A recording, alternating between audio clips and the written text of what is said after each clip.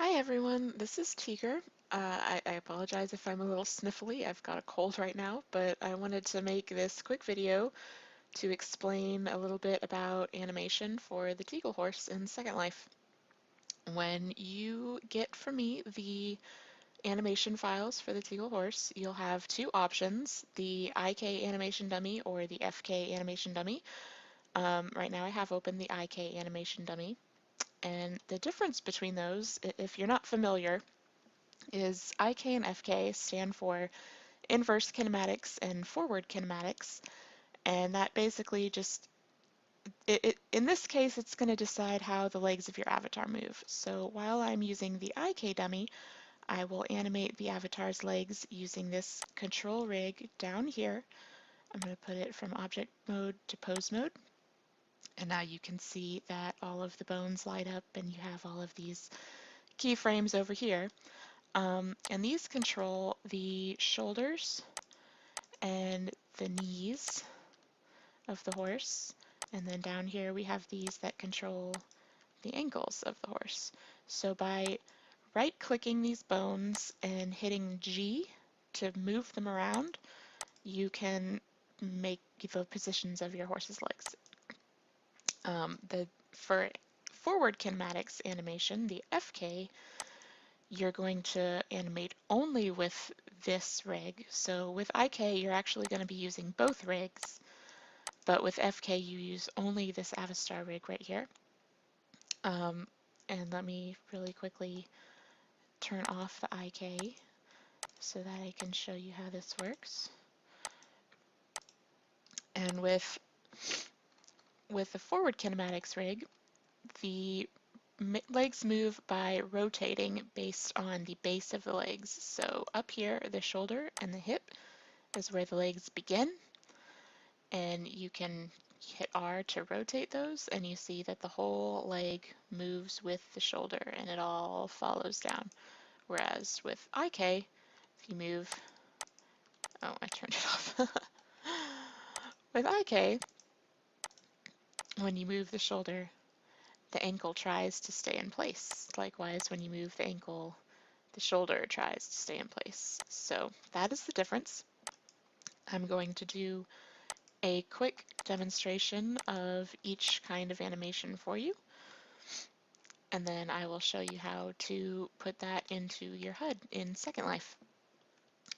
Also, before I get started, if you are animating for the Teegle Horse avatar in Second Life, I really recommend that you invest in the Avastar add-on for Second Life. You can get it from the JAS shop by searching here for places, JASS, and there it is right there. I believe it costs $25 for the add-on. Without it, you're going to have severe difficulties animating with .anim animations, which is what I would recommend for this horse. So it's worth the investment. It'll pay for itself if you're going to sell a couple of animations, so I just recommend you go ahead and get it. All right, so let's get started. I'm going to start first with a quick IK animation. And one of the benefits of IK is that it keeps the feet in place. So I'm going to take advantage of that while I'm making an IK animation, and I'm going to do kind of a little rear animation.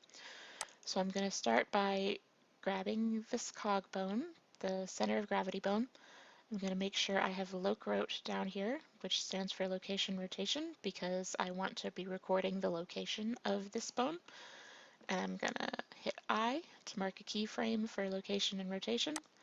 And then I'm going to move down here on the timeline to about frame 30. I'm going to hit R to rotate it and G to grab it so that I've got this nice little rear pose going on. And then I'm going to come back down to 50 and I'm going to hit Alt-R, Alt-G to put it back in place. I'll end my animation at frame 50. And now that's about all I'm going to do with the cog bone there. Now I'm going to come and pose my legs. And right here, I want to make sure that all of these bones have a keyframe. You'll notice that you start out with the back legs kind of split. This is the default stand pose that comes with the warm blood, all of the stands kind of originate in this leg split sort of pose. So if you want to be animating for the default stands, it's a good idea to start your animations from this pose.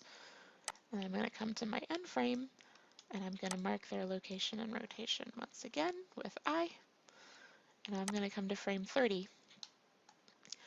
And now you can see that my legs are trying to stay in place. These legs can't really reach. This leg's got something wonky going on, so I'm just going to fix this by grabbing and moving the hip bones the way that I want them to be. That looks kind of nice.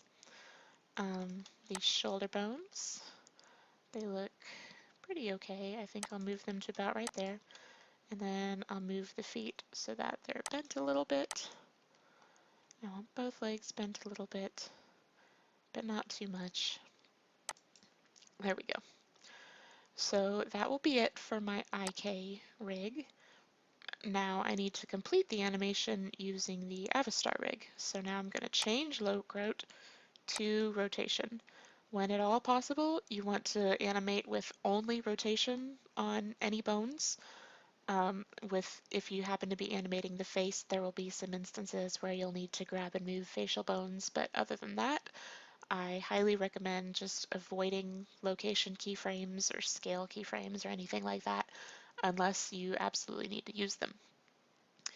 So I'm going to come down here, and again, by default, when you open the file, it will have all of these keyframes set for all of the legs and shoulders and the body. Actually, I don't have a torso by the looks of it, so I'll set torso, pelvis, and chest just to make sure it doesn't do anything funny. And then I'm going to come over here and I'm going to hit right click this top keyframe up here if I am in the action editor, and I'm going to move my mouse back into the 3D view and hit A to select all bones, and then move my mouse back over here to the keyframes, Control C, Control V to copy my first frame to my last frame. Then over here, I'm using my middle mouse wheel to scroll in and out, by the way. I'm going to rotate the feet down so that they stay on the ground. I'm going to rotate these in, and I think I'll put my head up a little and open my mouth a little. Okay, so now when I put it back on keyframe 1 and I hit play, I've got this little rear. And it's a little slow, and I forgot to have my mouth closed, so I'm going to Alt-R at the first and last frame to close my mouth, and now try again. And it's still a little bit slow. I tend to find that it lags a little if you have the skeletons showing while you're playing an animation. So I'm going to shift-click on layer 3 and layer 4 to hide the two control rigs, and now I can see that it's moving a little bit faster and it looks a little bit nicer. So now that I've done the body, I want to make sure that I also animate the mane and tail. Any animation that you do for this horse, if at all possible, I'm going to recommend that you go ahead and animate the mane and tail as well as the body so that everything moves nicely together. And I like to work with this layer 2 down here, which has the long mane and tail, and I like using this one because this tail uses this bottom tailbone down here, whereas the regular mane and tail that come with the horse, which are on this layer 1 right here, it doesn't use this 6th tailbone, it only uses the top 5. So I'm going to hide that layer and open that layer, and I actually have the tail set up so that it can use IK. If you don't want to have it moving around really, if you just want it to kind of stay in place. And I think for this animation that would be kind of the way to go. So I'm going to come over here into this bone constraints tab. It looks like a bone and a chain link on it.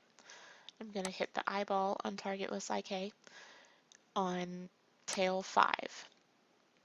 And that will make the tail follow this purple tailbone on the IK rig right here. So now when the horse rears back, you can see that it's staying equal with this tailbone and the rest of the tail is adjusting itself to match. So now I'm going to come up here and I'm going to rotate this up so it doesn't sink under the ground. And then on 50 and on 1, I'm going to set it back to default position. So now when the horse rears back and lands, the tail just stays in place. And if you happen to be using the regular tail, it will just kind of bend and stay in place. Now, when I'm going to export this animation, I have to have keyframes on the Avastar rig for every bone that I want to be keyframed in the animation. Just setting them on the IK rig, you'll be able to see it moving correctly in Blender, but if you don't set keyframes on the Avastar rig, then no action will happen in Second Life and you might get some crazy things happening. So I'm going to go ahead and come in here and set the rest of the keyframes for all the rest of these tailbones on 1 and 50. I'm going to do the same thing with my main bones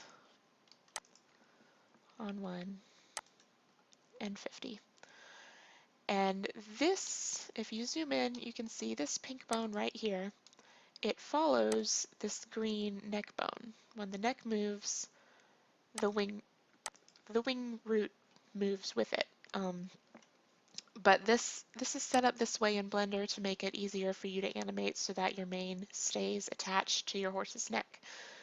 But when you export your animation for Second Life, you're going to need to make sure that you have keyframe animations on this wing root at the beginning and end of your animation. And even though it's moving in here, you don't necessarily need to keyframe for it every time it moves. You can if you want to, but it'll sort itself out as long as you have keyframes marked.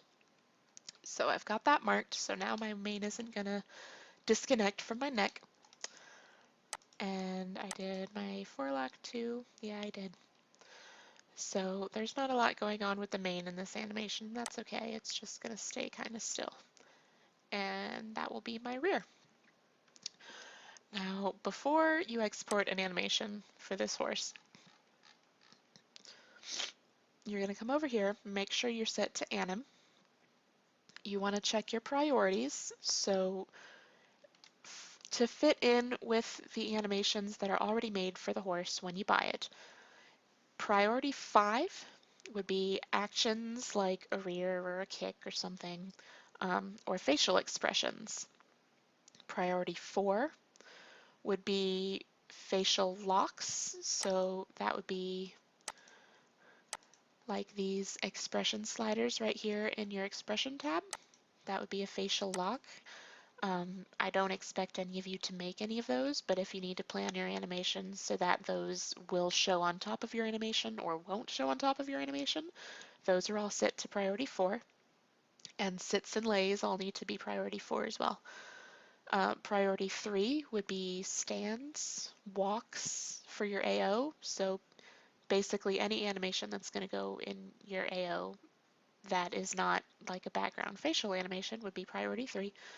And priority 2 would be background animation. So that would be facial animations, tail animations, use kind of the static background animation. That's all priority 2. So since this is a rear animation and I want it to be able to play on top of the stands and the walks and all that sort of stuff, I'm going to set it to priority 5 where all of my actions are. I'm not going to have this loop because I just want it to play once. Ease in and ease out. 0.8 is kind of a high ease, and this is a pretty short animation, so I'm going to move it down to about 0.3, and that will give it less time fading in and fading out at the beginning and the end of the animation.